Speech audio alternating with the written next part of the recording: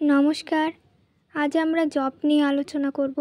জপ নিয়ে আমাদের মনে নানান প্রশ্ন এসে থাকে। এই সম্বন্ধে স্বামী লোকেশ্বরানন্দজি বলছেন, সেগুলি জেনে নেব।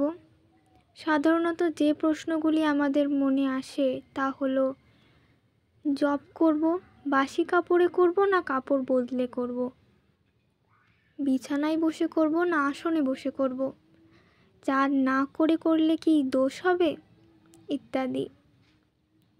তো আসুন উত্তরগুলি জেনে নেওয়া যাক। এ সম্বন্ধে ঠাকুর মা স্বামীজি যা বলে গেছেন তার সার কথা হচ্ছে, তিনি আমার আপনার জন, তাকে ডাকবার জন্য অত বাছবিচার করব কেন? যখন যে অবস্থায় থাকবো ডাকবো। ছেলে যে মাকে ডাকে সে কি নিয়ম মেনে ডাকে?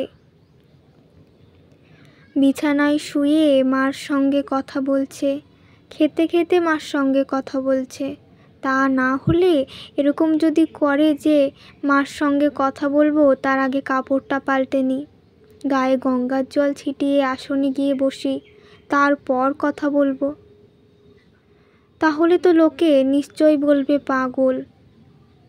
এও ঠিক তাই, তিনি আমার সত্যিকারের মা।